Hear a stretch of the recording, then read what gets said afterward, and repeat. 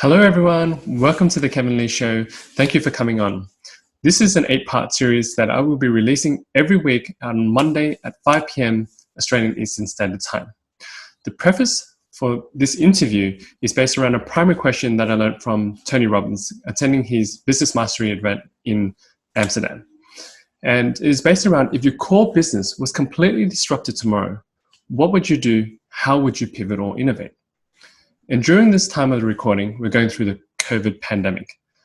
And so I thought it was very fitting interviewing people from around the world in different industries to see how they've pivoted and innovated in their struggling industries. And so the idea is to inspire and encourage people who need it. And so I hope everyone can learn a few lessons from these experts. I hope you enjoy the show. Thank you. Today, we have Will de Beaurepaire. He is part of a family-owned business called Beaurepaire Wines. From the first vine planting in 1998, their family's singles-estate vineyard has grown into a renowned multi-generational boutique producer of French-style wines. Home of Winestate Magazine's 2018 Australian Wine of the Year, they are located on the hills above the historic village of Rylstone, an area they were drawn to for its similarity to the Burgundian terroir of their French heritage. Everyone, please help me welcome Will. Hey Will, how are you doing today? Very well, thanks Kevin. It's great to see you. Obviously a little bit colder up here than down in Sydney, but it is always nice to catch up with you.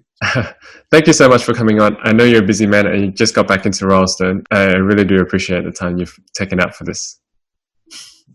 Always a pleasure. The one thing I love to talk about is wine, so I'll talk underwater if I had the chance. All right, let's talk wine.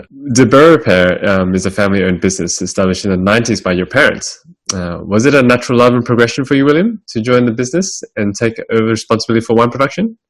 And if you could share your first memories of falling in love with wine.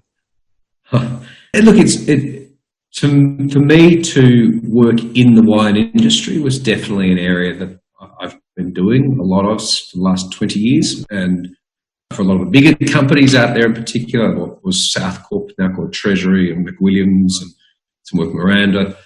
But more recently, it's obviously joining the family business, probably in the last 4 years. My parents established in 1998. It was at that stage an unsure venture. My parents have a great love for making wine and wanted to make some great wine. It's one of those industries where you start out and you hope that the end product is a great product, but there's no guarantee, unfortunately. And also the industry was then pretty beset by, at that stage, a pretty terrible situation. It was called the grape glut. We started out mainly as a grape grower, especially for the first 15 years of our company's life. And so grape gluts meant oversupply, meant not a lot of money. There really wasn't a lot of roles, and I probably didn't visualise myself within the organisation for a lot of that time. But visualise myself very much in the wine industry. In the last sort of 5 years, we've at winery, we started to establish, I guess, a confidence in our style of wine production. We started to win some accolades. I think one was best wine in Australia, sort of tends to help.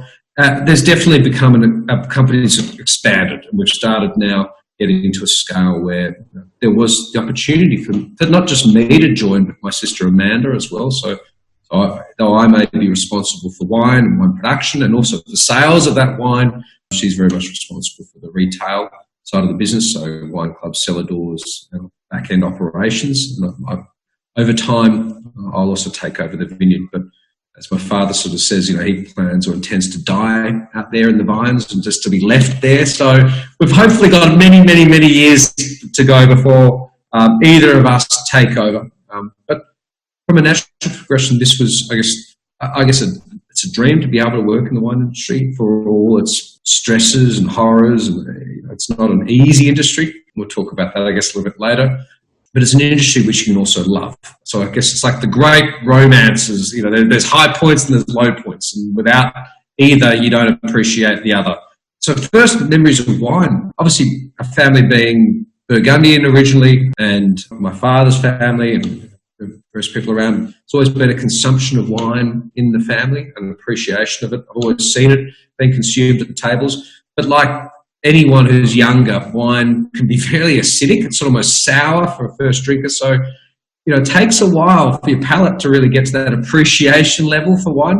So it's more, I guess, what was my first love around the wine lifestyle. And it would have been, I guess, one of those trips back to Burgundy back in the mid-90s. And, wine is, it's a cultural activity in France and a lot of the old world. It's not an alcoholic beverage.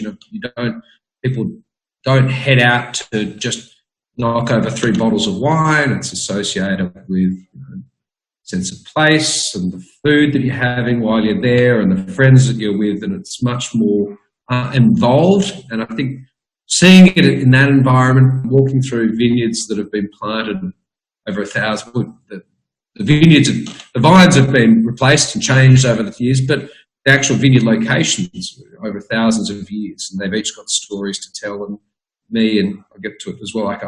One of my great loves is history, and wine is it's a historical record, effectively, of a lot of cultures all around the world. Everywhere makes a wine or an alcoholic beverage of some sort, from cherry wine to grape wine, maybe in the West. Well, so hopefully that was my first love. I love that you said wine is a cultural activity, not an alcoholic beverage. And what you've mentioned before about the vineyards have been around for thousands of years and each has their own story. And I'm sure we'll get into more of the details about it a bit later. Absolutely. But I'm very curious, in a very competitive industry, how did you not only stand out from the crowd to not only win the Australian Wine of the Year, but you also stocked Australia's top restaurants, premium hotels, and iconic bars? How did all that come about, Will?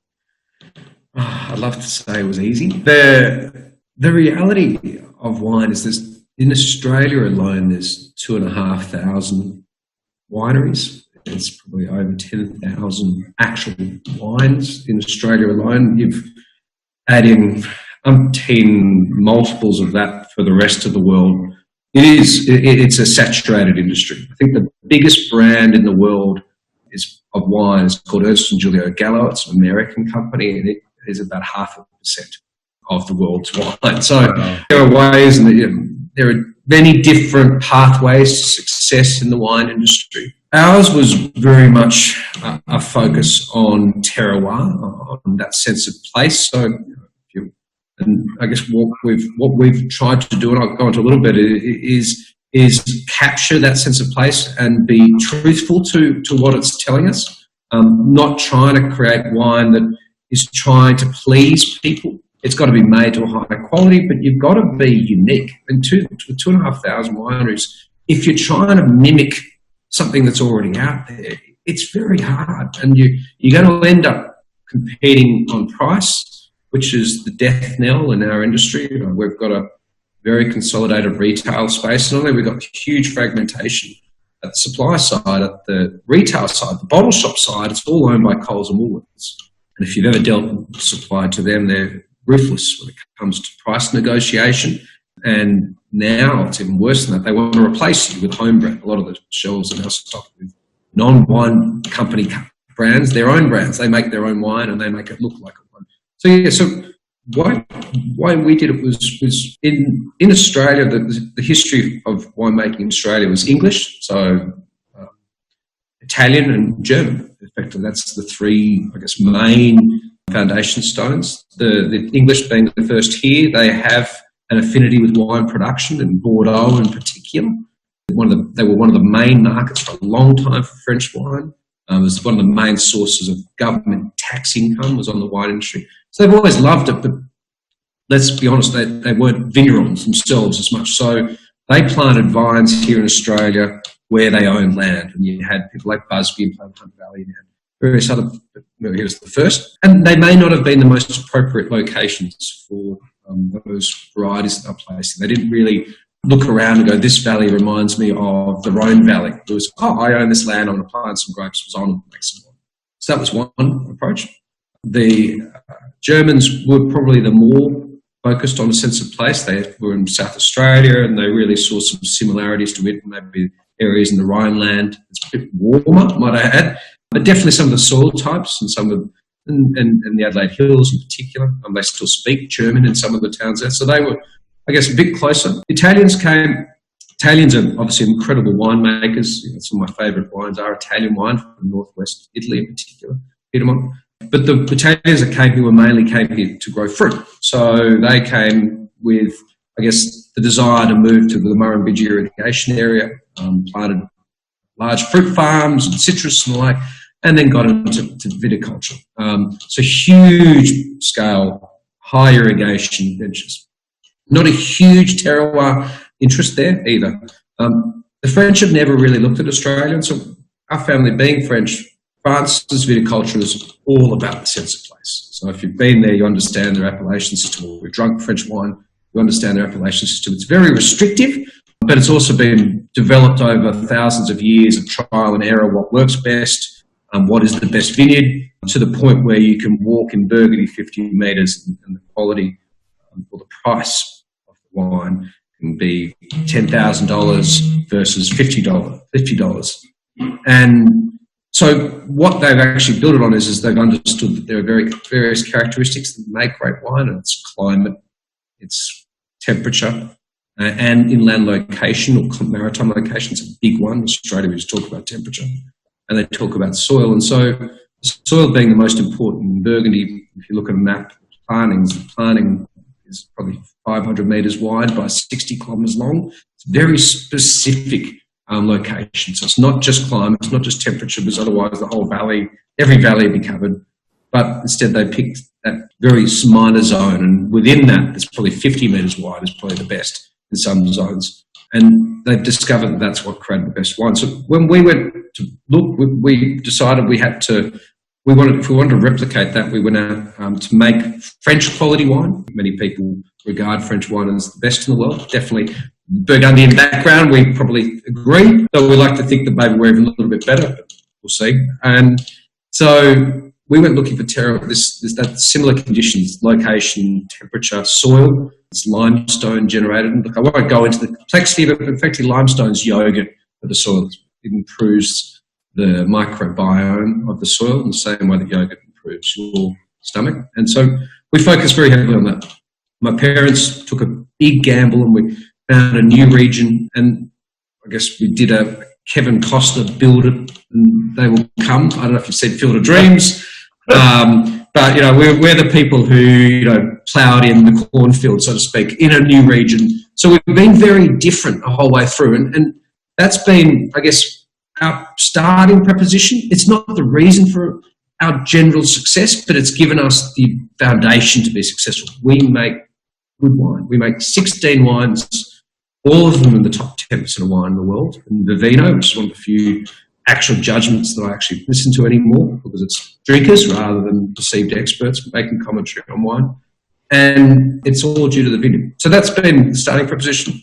The rest is relationships to some extent. People gravitate to people who are passionate about what they do. And because we have this pursuit of our own place and our desire to I guess, discover in Australia an area that's very similar to Burgundy, it's attractive. It's people start paying more attention, it starts standing out in the crowd.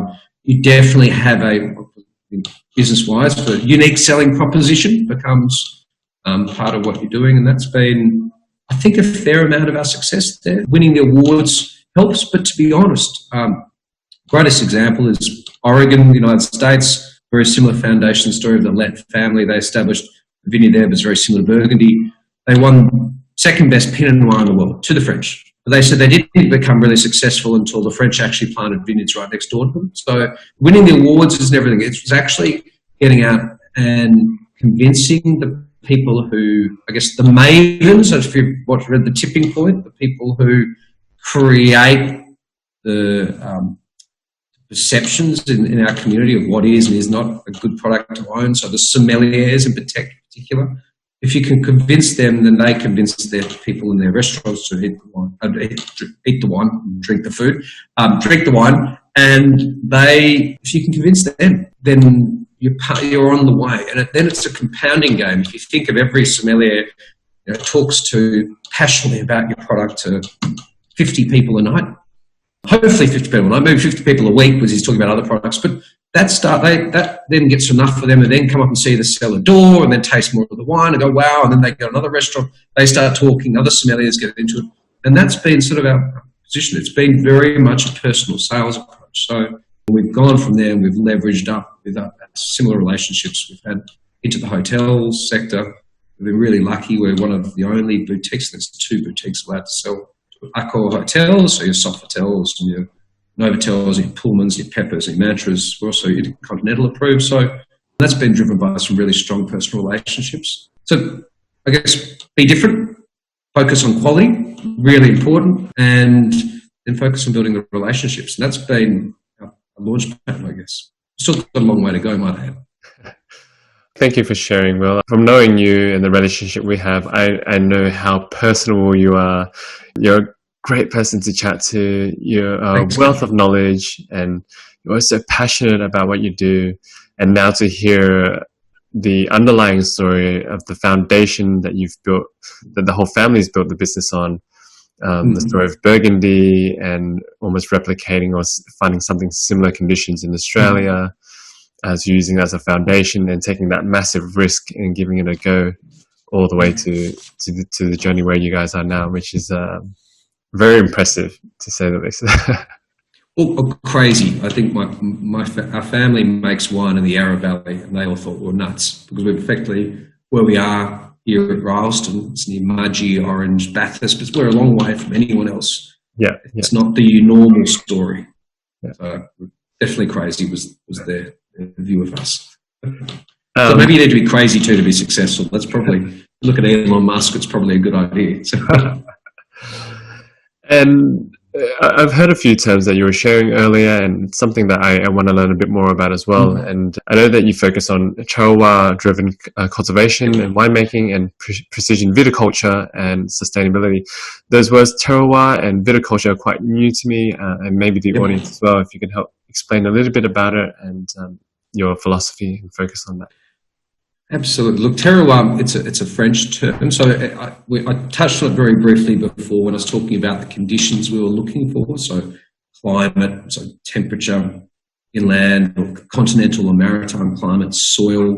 It's also cultural too. There's history, there's growing notes. We've got family in Burgundy, 400, 500 years of winemaking history. They've seen pretty much most vintages, though they are getting a little bit different these days. And it's the provenance, it's the actual location, bringing the wine right down into where it comes from. And to give you an idea, Burgundy was, I guess, a lot of the vineyards were established and run by the monks. They're called the Cistercian and Clunic monks, and for 600, 700 years, these guys were like really conservative, boring people. They didn't have much to do but tend these vines, and they were meticulous record keepers, and over that period of time, they recorded everything about these tiny, minute blocks, and they've identified from their work 1,400 different they call climats in French, 1,400 different unique blocks, each with their own little terroir in Burgundy. So that half a kilometre wide by 60 kilometres long, there's 1,400 different individual zones, and each of them produces a different wine. So when we're talking about terroir-driven, it's really about drilling down into the provenance of the location. Going back, I think, to that foundation story, and I think why terroir isn't so well discussed in Australia is the English, the Italians to some extent, the ones that established in Australia, weren't really thinking terroir. They're just keen to make wine, understandable. And so they tended to build big vineyards, big wineries, the Penfolds, your Lindemans, your Wynns, and they use hundreds of vineyards to produce their wine. There's not a single vineyard in that wine. It's a winemaker's dream. It's why winemakers in Australia are so well respected, is they've got to create a Bin 389. It's an iconic wine, not a Grange, but probably more affordable. And they use 100, 200 vineyards to make it. They've got to make it the same wine every year in, year out, because they don't want to have to rearrange it with every restaurant in the world. And that takes a real skill. But it has no personality in terms of each year. The wine itself is a personality, but wine should have, think of it, the United Nations of Tara. Every vintage should have a different personality. That's the enjoyment of wine. Is in France, it comes right down to the vineyard, and so they don't even actually have a term for winemaker in France. So they call themselves vignerons, so they identify by the vineyard. So terroir driven is creating your place. In wine production, it's very easy to lose terroir. So when you're blending vineyards, there's no terroir. So that's Australia, classically. In our sense, the terroir it's quite unique. Textures and flavours. Sometimes it can be special yeast that you use, and now we use a lot of native yeast or wild yeast in some sectors. And it speaks with a whisper, and it's very easily lost. Winemaking is a big hammer, and you beat the wine to shape is sort of the mentality here in Australia, whereas in France, it's wine whispers to you, you capture it, and you sort of gradually take it through the winemaking process, and you put it into a bottle. And you try not to do anything to it because you want it to represent what you have. And that's terroir driven in terms of and winemaking. So the winemaking it's not natural winemaking. Natural winemaking to me is a bit too gimmicky. It's low intervention. So you're trying not to adjust it. You've got this vineyard, it's perfect. Don't mess around with it. So that's very much our ethos. And we hope that, it means that some vintages are going to be different. It means that we're more responsive to our vintage conditions. Some vintages we don't make some wines. Some vintages we make other wines. We actually have had great wins and great losses because of this. We wouldn't have made our sweet wine, which won best wine in Australia, if we hadn't been responding to a vintage condition. So that's been part of it. So the precision viticulture, where it kicks into gear is the French labour was cheap when they planted these vineyards, and so the vine rows are really close. You can walk down them, but you can't take a tractor down them. And so they were able to plant, and they also don't need to be straight because you're walking. They can curve and wrap around things, because what they're doing is they're following, and this is why it goes back to terroir, they're following the underlying geology of the soil. So they're following maybe the same soil horizon of some really shallow limestone, or there's a little bit more sand in this area here, or it was below a tree which caught a whole lot of the slope wash. So they were able to do that thanks to those Cistercian monks. They were able to get that level of knowledge. So they were able to get everything right down to the square metre. In Australia, labour has always been expensive. It's why agriculture in Australia has always been very technologically focused and advanced because of it. Because we had to rely on machinery. My great-great-grandfather on the side, they developed the combine harvester here in Australia. That's been the great story of Australia, is trying to replace cheap labour with technology. So in viticulture, we planted rows that were wide enough for tractors, long and straight, because, tractors, if you've ever been out there, especially when you're tired, you don't want to have a lot of turning going on because you'll probably barrel through a couple of vines. And so we haven't really, even here, we can't really follow the exact underlying geology. So we talk about our terroir still at a very much a vineyard or block level, or maybe even sub-block level, but we don't yet have a true understanding of exactly the metre by metre. So if you start at the row here, the soil might be 50 centimetres deep, but then it goes really deep in the middle of the row, then goes shallow again, then goes deep again. And that creates variability in your grapes, maybe especially around ripeness. So, and then you go to harvest and you effectively just go across the whole lot, so you get an average of the conditions along that row. So even though the microgeology is doing this, your harvest like that, so your ripeness is also doing this above it. So you get average conditions. There are ways around it. If you hand harvest, you can get a bit more of specificity, I think that's the way to say it, to your geology, because you can skip vine. Well, that vine's not ready yet, but if the machine harvesting, that's not the case. So precision viticulture is now much more using, satellite to some extent, but much more drone capabilities, so flying them over the vineyards, because most of being a vigneron is optical. It's taste as well, but it's optics. So, you can see when foliage is water stressed, you can see when grapes are ripe. You can look at the diseases, so you can actually teach that to robotics. And that's now, I guess, the next 5 to 10 years, we're going to be able to, we are starting to look at sending robots to not replace us, because we've got 100,000 vines out there. It's actually to assist us in identifying ripeness, and then what you do is you then feed that back into your Google Maps equivalent.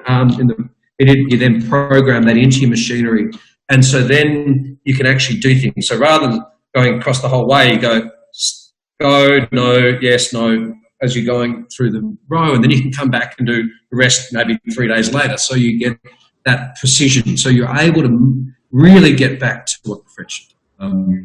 It's be a huge leap forward in viticultural quality in Australia. And once again, I guess we're one of the world's leaders. So they're quite amazing. The robots that they're looking at, they look like Mars rovers. And they have big cameras and they look around and constantly uploading. And the charts are amazing. You get heat maps and all sorts of things coming in. It's still very developmental. So that's sort of, they're both really combined with each other. So terroir and precision viticulture, really maximise it. They're I guess it's going to be the Australian solution, definitely our solution. Sustainability to us is obviously critical. Like we're the custodians. My father started this here. My daughter's now coming in. Hopefully, she's 2 years old. She doesn't know that yet. I haven't told her that's her future career. But the point is that wine vineyards are like planting trees. They take decades to become good. Our fruit is now good. The vines are 22 years of age. So we're planting vines now. We're expanding our vineyard. It's going to be great in maybe 5, maybe 10, maybe 20, maybe 40, maybe never years from now. And so those longer term, you've got to be really thinking about, you're always thinking about the future conditions. We're worried about the climate. Vines are definitely the canary in the coal mine. And if you want to understand climate change, go and get the vignerons to talk about what they're seeing with that vintages. We're all seeing them earlier. Not hugely earlier, but earlier nevertheless, especially in Burgundy, they're seeing a couple of weeks earlier, which is quite horrifying. So we are all very cognizant of that. So you want to tread softly as much as we can. There's been various, I guess, with the industrial agriculture in Australia, we've ignored the soil biomes, which I talked about. Limestone is yogurt for that biome. Vines where their stomach's on the outside. So we have our stomach and our gut flora's job is to digest food, and if it's out of whack, we're unhealthy. So vines, their guts on the outside with the root system, the cilia, and they rely on microorganisms to do the same thing, to digest all the trace elements and minerals and make them available. And it's certain, so if the soil's quite acidic, they don't do it very well. Limestone makes the soil alkaline or basic, so that's why it's advantageous to have limestone in your soil.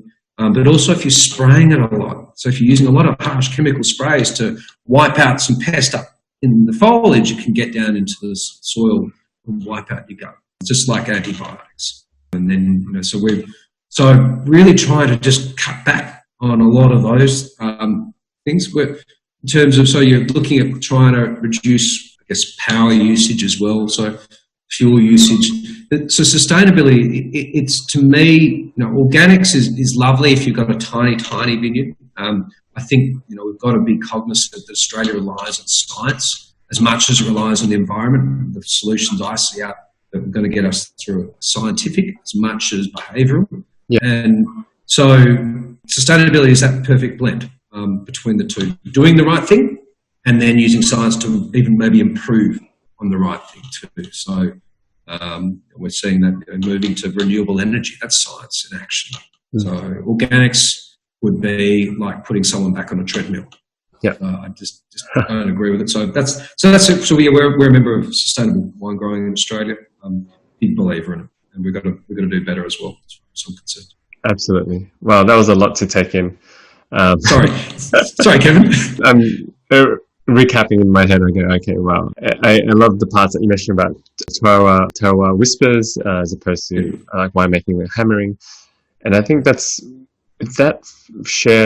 softness shares with a lot of things in a lot of different industries, whether it's coffee making or food making. I feel like when you're rough or if you're a bit aggressive with things, then the flavors change. But when you're gentle with things, the way it comes on is gentle as well.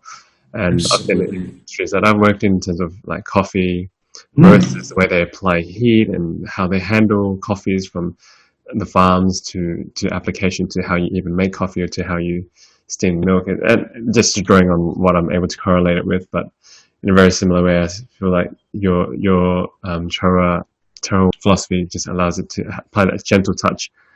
And amazingly, it's combined with that precision viticulture. It makes absolute sense now that you've explained it. It's like, that's right. Why wouldn't you be tapping into where the soil is rich and where it'd be most viable?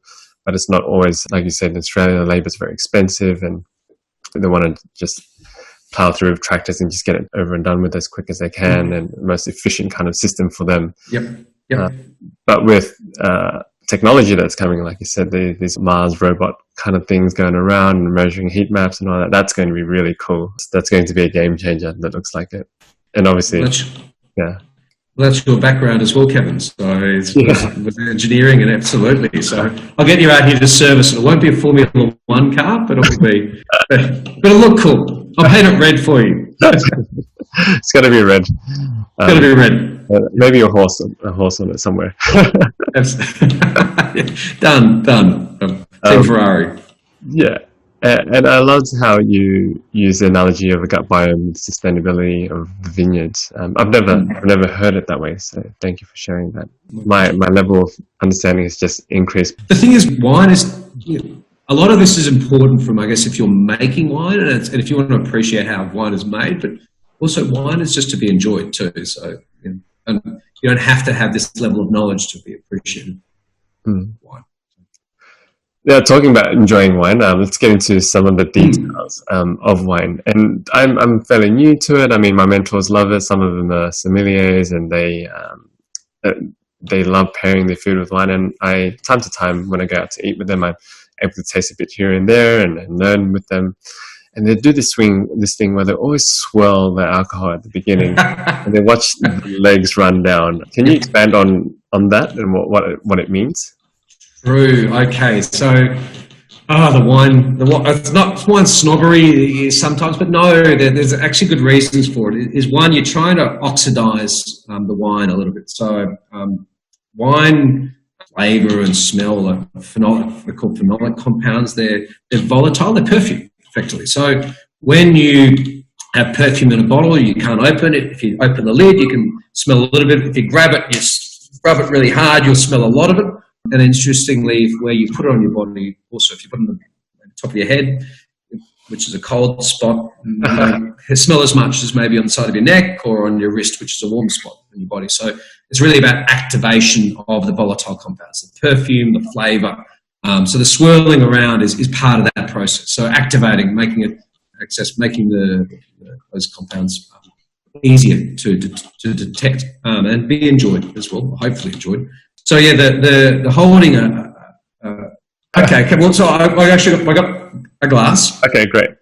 Okay, and I got a bottle of wine, of course. Beautiful. So it's after midday, I believe. So so quite simple. So obviously wine, pretty simple. But if you tilt the glass or swirl it, whichever way you want to do it, so you can detect. From a scientific perspective, it's called viscosity.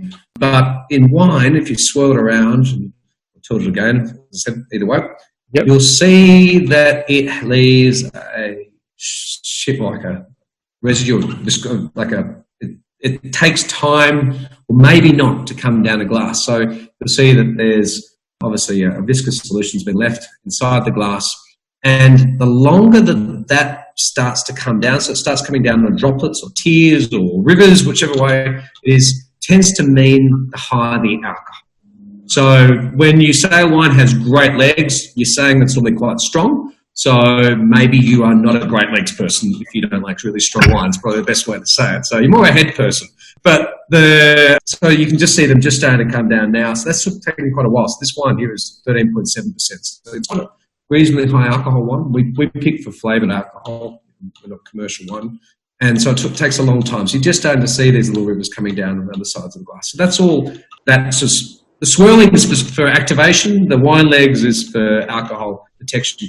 The reality is if these days, just get the one bottle. We have to put the alcohol percentage on it. But, it's nice to always know this stuff. It's good to show off your knowledge every now and then. So that's who you're trying to impress. Knowledge, they're going to impress on dates. Like, oh, look.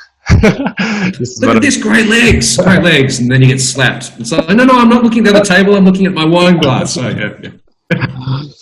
All right, so wine comes in, pour a glass, swirl it, look at their legs, whether it's great legs or not, it doesn't matter. It's just more of understanding. And like you said, swirling also brings out the aroma, the perfume, and you can smell it a bit better.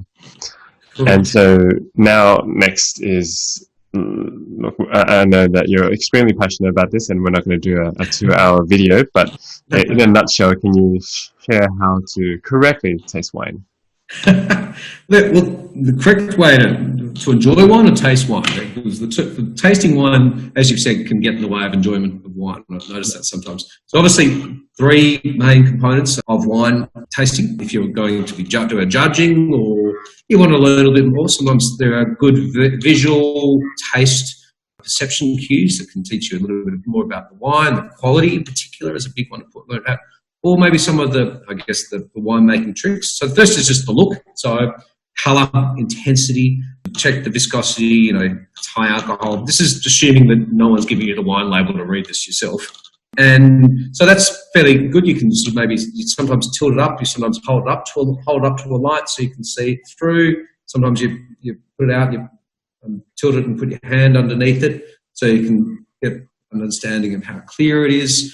Sometimes the clarity can be important because you can understand if the wine has been made filtered or unfiltered. A lot of these things are very technical terms. If you're really into it, Western does an amazing course, Wine Spirit Education Trust, just do a level 1 and get that level of knowledge.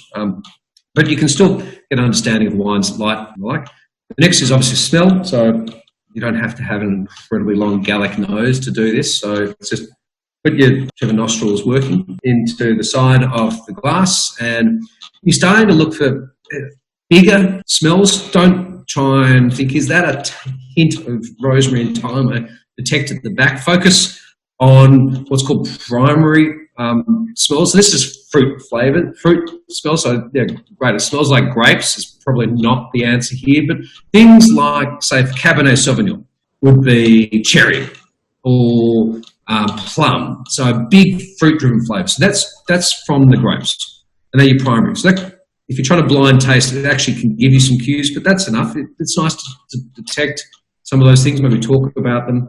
Then the secondary set is they're called secondary flavours, or what we call winemaking flavours. So winemaking flavours. So one is oxidative versus reductive. I will not go into that right now because that's just way too much information. But maybe yeast is a good one. It sounds bad, but when you're talking about champagne in particular, when you smell champagne, it smells maybe a bit like brioche or biscuit, maybe cheese rind. That's yeast. So effectively, what you're detecting there is that the wine has spent some time on lees, big winemaking term.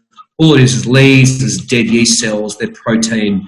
They can be used to soften up and maybe enrich a wine, in particular champagne. That's why secondary fermentation, which is producing the bubbles in champagne, the best champagnes in the world spend time on lees, and you see them when you go into the champagne cellars or Australian sparkling makers. We make them as well. Method traditionnel, as it's called, where they lay them along horizontally in big racks, and you see the guys going up and down riddling them, because what they're doing is they're trying to work the lees, the dead yeast through the wine. So that's just an indication, but not a big one. So the bigger one, though, is was primary, and then probably the other big one is what's called tertiary, and these are relating to aging. So aging in oak in winemaking process. So the big one there is we toast our barrels, sealing them, very varying levels of toastiness. So white wine you might toast very lightly, red wine a bit more heavily. Toasting oak releases vanilla, so you'll get a vanilla hit on the nostrils, and that indicates the oak, or the lack of oak if it's not there. And then you have the other tertiary characteristics are actually from aging, so wine gets older. So that's where you get your tobacco and your old leather and nuts and things like that start coming through. They're quite nice and enjoyable, but as I said, you will have probably read the label and already know it's aged. So the third one is just general taste. So obviously there are ways of doing this. You've heard people, they hold in the palate and they breathe over the top and they make a big slurping noise. You can do that if you want. You can just drink it. Like normally you do that slurping, swirling thing because you're then going to spit it out as you're wine judging. The point of it is to get the wine all the way around the palate, front, side, back. You also get that by drinking the wine. So if you're like me, you're probably more likely to drink it. Don't need to do that slurping, blah, blah, blah. You just, maybe you can always move it around your mouth silently and gently and then drink it. You'll be able to detect pretty much the same things. So a little bit of oxygen sometimes can help, but it's not huge. So the big ones there is sweet dryness. So grapes, when they start their evolution from being a little nodule through to being a full-grown grape, so at the start of the journey, they're mainly acid, and by the end, they're mainly sugar. Big generalisation, but it works. So in some varieties, say sweet wine, botrytis, you use techniques. In this situation, there's concentration techniques, which is driven by botrytis. It's a mould that removes all the moisture and makes the grape almost into a cordial. The sugar is so high, yeast can't convert that into alcohol. So it leaves residual sugar left. That's what all it is. It's the sugar that the yeast just couldn't. The yeast maybe get only up to 15%. They then die off. You get the sweet. What's left is very sweet. That's sweet wine. It's called residual sugar. Maybe that's something to know. The other one's maybe acidity. So normally the tingle on the front tip of your palate is a good thing to look out for. What I tend to look out for though is that acid that we talked about right at the start of the process from grape going from acid to sugar and being harvested. Is that acid is called malic acid, and in a cool climate there's also tartaric, but in a cool climate vineyard the ripeness doesn't complete, so there's a little bit of acid left, which is great because you want that because it's fruit-driven flavours, it gives it some sprightness to it. And malic acid is very fruity acid. There's a wine-making process where you can convert that fruity acid through to what's called a buttery acid. And you see that with a lot of Chardonnays. It happens in all reds, but not all whites. So when you see a lot of huge amount of butter in the wine, that's because that acid conversion's happening. It's called malolactic fermentation, or MLF, if you want to go and look it up. So that's probably something to look out for. The final one, obviously size, boldness, that's pretty obvious. But the other one is tannin. Tannins are like a cat's tongue or a bit of sandpaper, and it's just, when it's in the wine, you notice it on the insides of your cheeks. It really dries it out. Really important for structure and length. Also indicates that the wine can probably age. So wines to age well need to have really good acidity, malic acid in particular. They need to have really good tannin. And two are effectively natural preservatives of wine, so they give it a 20, 30, 40 year bottle life. If they're lacking, both of them are lacking, that wine's probably going to be on there for years. So that's probably, so that there's really, there are these techniques. I'd suggest everyone does a Western course if they really want to know. You can also read the label. Nowadays it tends to have it on it as well, so just back here, you go, oh, look, it's bold and it's beautiful, it's lovely. Raspberries, oh, great. And read that before you even go to dinner, before you order the wine. It can really show off. I even know the vintage 2016, it's great. So that, without making it too snobby, the most important thing is just enjoy it. So that's, I think, we'll probably talk about that in a couple of minutes. So. Yeah. With the wine, when you're talking about all the flavors and picking out the acidity and the different types of acidity and the sweetness and dryness, I think in terms of my preference, I really like cool climate Chardonnays. Mm-hmm. Yep. It's that, would you call it like a malic? Would that be a malic? Yeah. Well, you can remove that, but yes, they would have a lot more acid left in the wine. So it gives it that crisp. It's crispness. Acidity gives crispness to it, so it's really crisp, really clean. Yeah. I don't like warm climate Chardonnay. I'm like you, but you can convert that out and make it into buttery Chardonnay still. But we try and limit that anyway here. Yeah, gotcha. Wow, thank you for the quick 101 lesson. Definitely feel with a bit of practice, I feel like I can be a bit more of a... Just read the wine labels. Just read And quickly, what are some common misconceptions about wine do you think goes around a lot? I think one is I guess touched on before, is expert knowledge, listening to the views of the industry experts, the people that have been around a long time. Got to remember, wine is a very subjective industry. I like milk chocolate. You may like dark chocolate. So I'm going to give everything with milk chocolate a better rating than dark chocolate and vice versa. So experts are exactly what they are. So you just need to be a little bit careful. And I've sat at dinners with people who sat there and professed to the whole table that this is the best wine, and we all should agree with them, and how can we disagree with them? And it's not that industry at all. You tend to avoid those people like the plague, or you tend to just sort of smile and nod and don't tell them that you're actually in the wine industry yourself. So that's definitely something. It's to be enjoyed. It shouldn't be a chore. Don't try and force yourself to really get out there and experiment too much. Like, start, if you're getting new into the game, start with a light wine and move up to bold. That's the process. The number one social event to do in Japan in the 80s was going to what's called Beaujolais Nouveau, which is a release of very young wines from Beaujolais. They're very fruity, very light, no acid. Just really easy, some of sweet wines to drink. Now, 30, 40 years later, Japan is the number 2 market for Burgundy in the world. And to the point where it's actually scary how much knowledge they have. It's just, you start the process and then you gradually get better, and you can get off that process along the way. You don't have to go all the way. So yeah, just take your time. I think the other one is I know we've talked a lot of terms. It's like GPs, they don't say paracetamol, they don't say Panadol, they say paracetamol, and all the other drugs that. I guess we use terms to make us sound like it's more complicated than it actually is. Winemaking hasn't really changed for 3,000 years. The Persians and the Greeks used to make wine very similar, almost actually very, very similar to how we're making, because we're going back to using clay amphoras and things like that. What's changed has been quality control. That's really it. We understand the chemistry. I remember chatting to one area in France, one of the wineries in France, and they said, 300 years before, when they didn't understand yeast before Lavoisier came along, that they used to throw a dead goat into the vat where fermentation didn't start. They could have just gone and got maybe some sourdough or something, I don't know, but that was their technique. So those things have been some improvement, but in reality, the process of fermentation is not new.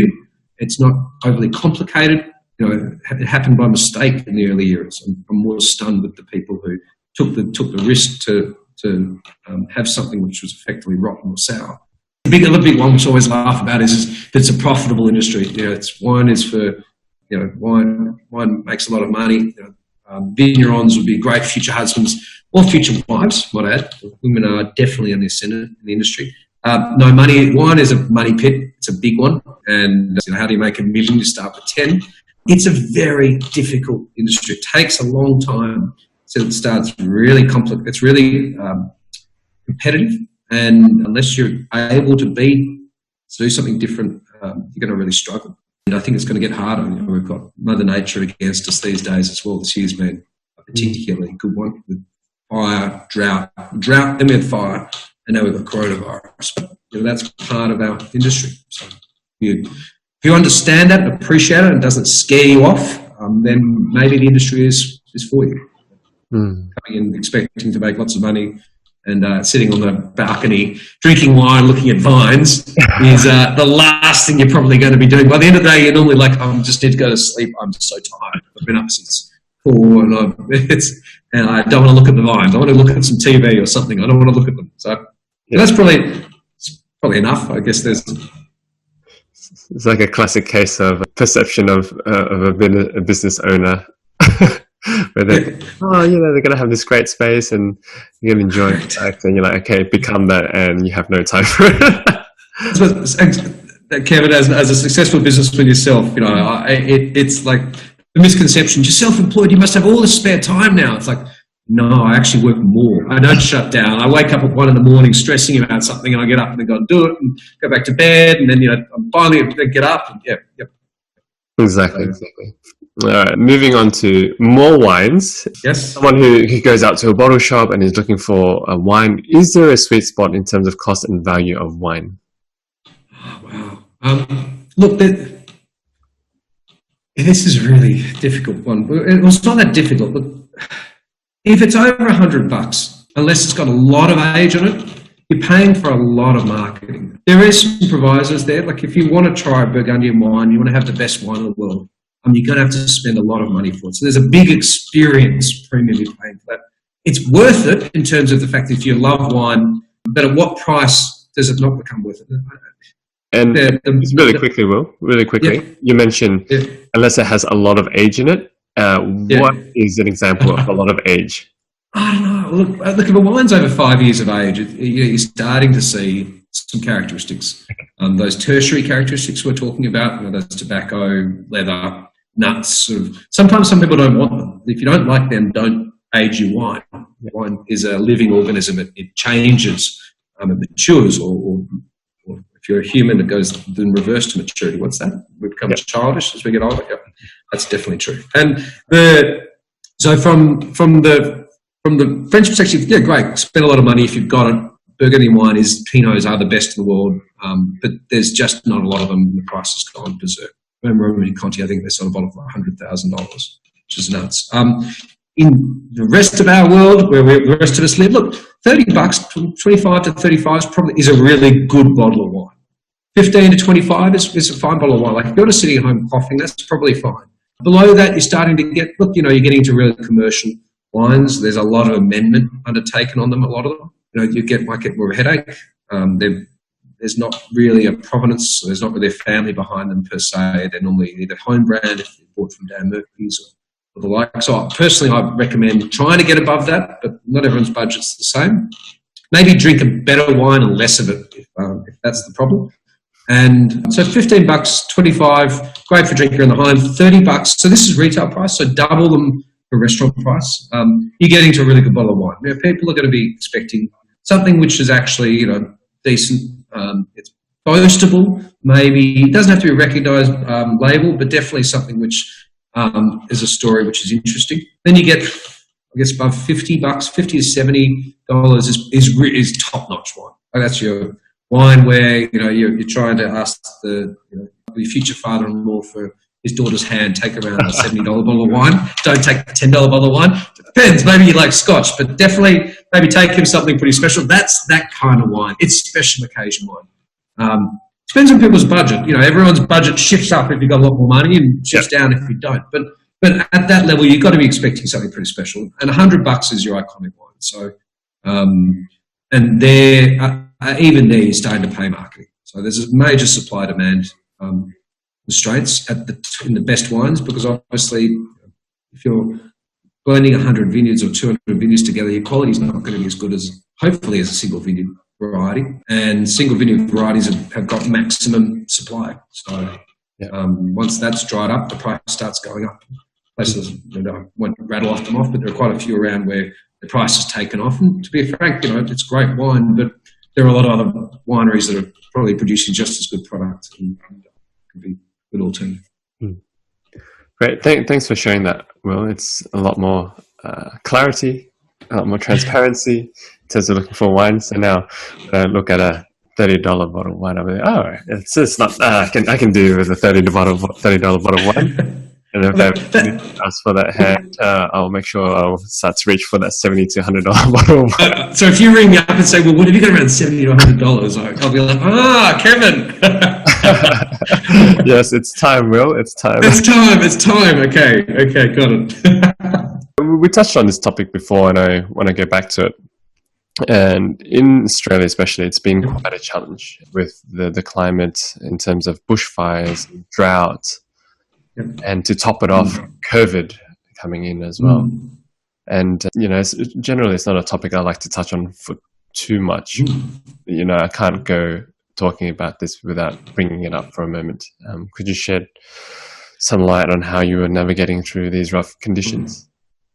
Yeah, I think with all of us, with one all, it's not a nice creek. The reality of with wine, at least you can start with a premise that something's going to go wrong. Like we don't start with this year is going to be perfect. This year is like, oh God, what's going to go wrong this year? So you sort of start off with that level of anxiety, anxious wrecks, to be honest. So like this year, I think, as I said, we had a drought and was like husbanding water, trying not to let it run out. And then, then the smoke comes in and fires, Christ, what else can we throw in? And then coronavirus comes in. And They're like, Jesus, this year, I was about to say, what else could go wrong? And I'm like, well, frost is another one, which is a big issue for cold climate. And that's a couple of months away, so let's fingers crossed and touch whatever we have to heads. And you're supposed to touch your head because that's supposed to be wood. So, look, that you're starting with a premise. I think it's almost like you've got to be realistic about everything that you're doing. And if you start with that sense of realism, you want to be successful, but that's that. Steady, incremental goals, and sometimes you can do them in really quick succession, or they take a long period of time. But at least if you make it achievable, you're less likely to be a bit disappointed. Might be one point, but you're less exposed. So we've been obviously taking steps here to get through with drought. We've drought-proofed ourselves a fair amount. Bushfire's not what you can do, though. We're very minor part of a study which will resolve the outcome about the negative smoke containment issues that beset our industry at the moment. My much better half, Megan, is helping project manage that, and that could really resolve a major issue, multi-billion-dollar issue around the world. In terms of coronavirus, I guess one of the things was when things are going south, you've got to act fast. I'm a big believer or disbeliever in what's called analysis paralysis. So things are going wrong. We need to take stock. We need to have work groups. Sometimes when you're a smaller business, you just got to take decisive action, and it might not always be the right action. That could be a danger in itself. But psychologically, with people around relying on you, with customers, is to be seen to be doing something has a large ability to assuage a lot of the fears and concerns, even being busy, to be honest. It's like what they say, when you're stressed, go for a jog. Like get busy, just go and do something. So the same with the business. So just make sure if you're making a snap decision, it's not an expensive decision. So for us, we made some snap decisions we've never discounted, and we discounted aggressively straight away because we saw it would cause people to stay at home. And it was great. It got us some sales quick. We were in front of the market. A lot of other people we saw discounted in tears. So if you're going to do something, don't sort of eke it out, death by 1,000 cuts, go and hit hard and move out. And then we cancelled the discount very quickly afterwards. So did it, got sales, took it off, so that didn't harm our brand. So they've been the techniques. We've got some big plans for next year. I think we're using this opportunity as a good reflection point. So I said, act fast at the start, try not to do anything fiscally hurts you, and then I guess be a bit introspective. These opportunities and crises give opportunity, and we're moving ahead aggressively with some big plans for next year, really big plans, really expansion plans. One of the great things, great things, but obviously a family story we were involved with the establishment of a big tyre company, and it was built predominantly in the Great Depression. So it was, and everyone else was closing down. They were building it. They were building the factories and doing stuff. So that sort of underpins a little bit. Is if you're doing something, or do something. Try and after you've made some quick decisions, then we've been then analysing. Now going right, we're going to be more aggressive next year. Reality is, if it doesn't happen next year, it'll happen the year after. But at least we've got something to plan for. So psychological, to be honest, most of the damage at the moment, is psychological. Hopefully, coronavirus is resolved, and it will stay majoritively that way for a lot of people. If not, then we're all in this boat together, and we'll have to act decisively and do something again. Then maybe another discount, but let's hope not. Well, kudos to you, Will. You're obviously thinking about the future, and you're trying to future-proof it as well. And you're a man of quick action, that's for sure. Always on the bam, bam, bam. You get back to people really quickly. You're always on the ball. And I've got lots to learn from you, Will. No, Kevin, likewise. Absolutely likewise. So you're one of the most relaxed people I know, no matter how much stress. Well, the relax isn't, you purvey that you're relaxed and sure, like a duck, underneath that the legs are going crazy, but you hold it together, which is great. It's a rock, which is great. People like to be around rocks. So. Thank you. When the torrents are running. So. And as we're coming to a close of our interview shortly, just a couple of quick questions I wanted to fire at you. For fun, okay, if Will de Beaurepaire was to teach a 10th grade class, what would the subject be? Oh, what, like, should I be like a Mr. G or like Chris Lilly or I don't know. Oh, look, I guess life is a bit of a drama, but I've always loved history. I think that's really come across a lot. I think history, repeats, it rhymes, it's great for understanding cultures, it's great for understanding rationales and wine. And, so much wine is entwined with history, with wars. Sadly, the main wars, one of the wars between England and France were really relating to not just taking over the crown or who deserved which crown, but as also, for instance, Bordeaux was a huge part of England's tax revenues for a long period of time. And so they fought to take them, and the French fought to get them back. And so that's always been interesting. The Basques I've always found fascinating, the oldest race in Europe. No one understands exactly where they come from because they're genetically and culturally and linguistically very different to the rest of Europe. They're incredible fishermen. They used to fish, I think, off Canada 3,000, 2,000 years ago, which is incredible, well before the Vikings. Their region, they make wine, and because they're big fishermen, acid, and so that they used to use salt to preserve the fish, and they didn't have refrigeration, so the wine styles they have in those areas, which includes southwest France, is very acidic because that's in that very much. So history, I always loved that connection, that connectivity. So, what a great topic. Yeah, and there's so much you can learn from history. And as they say, history repeats itself as well. So always look for those patterns. Absolutely. Okay, any rituals for staying healthy while on the go, since you're always on the go? How do you stay looking as vibrant and as energetic as you? Caffeine? Probably. It's interesting. I think, yeah, it's my moments to slow down. I do love reading and chilling out, to be honest.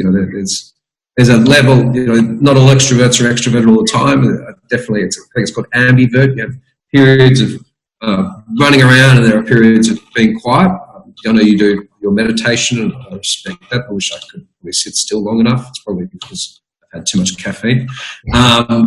Lots of water, and I think, trying to have some fun along the way, surrounding yourself with people who fun tends to, you're influenced by the crowd you work in. As a new parent, the thing which I've always heard is no matter what you discipline your child, no matter what you tell, their behaviour is set by the friends they choose, unfortunately, or the friends they end up with. And so, if you surround yourself with negative people, you're going to end up pretty down and depressed the whole time.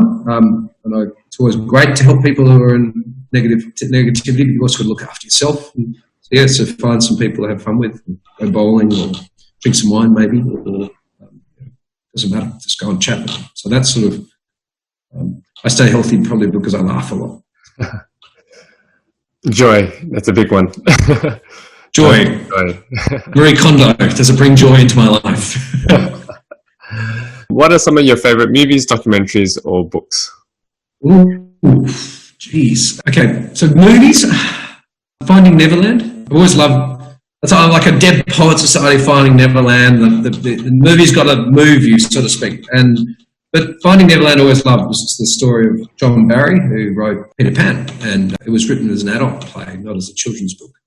And it was really, the symbolism was all about the fact that, that we're a child inside, and that the ticking clock and the crocodile was, time is always chasing you. So it's phenomenal. I love that movie because it just brings out so many different thoughts and processes. It's a very sad movie, horribly sad movie too, but, it's, as I said, to be happy, you've got to understand sadness. So, yeah.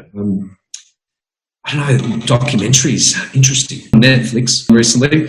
Probably if keeping it in the wine space, one of the most fascinating ones is one of those great stories where someone who could have done so much good didn't, unfortunately. It's Sour Grapes. I don't know if you've seen the story of Rudy Kurwan.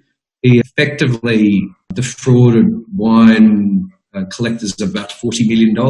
Wow. But what he did, what's amazing is he was able to create wine that tasted like it was tens of thousands of dollars you know how hard as winemakers, you're trying to do that every day with your job, and this guy is like, I'll just do this and do that, and I'll just mix them together, and hey presto, I can sell this at a wine auction for $40,000. Like, wow. I'd love to be able to sit with them and say, hey, mate, what was the secret? How did you do that? But the reality is, yeah, he could have, with that, obviously his palate and his knowledge was so phenomenal.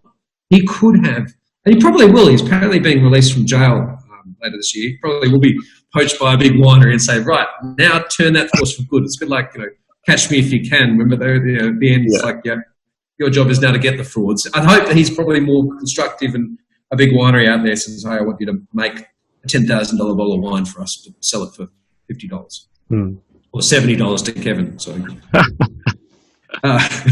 then I guess books. I read a lot of historical books. They're boring, apparently. I love them because it goes back to history. But I guess if I was picking something else, I love Ian M. Banks. I don't know if you know Ian M. Banks. No, familiar. He's a science fiction writer, but he writes these stories about this group called The Culture. And it's about the culture, and the culture is far future humanity, and well and truly into the years in the future. And effectively, we're now run by a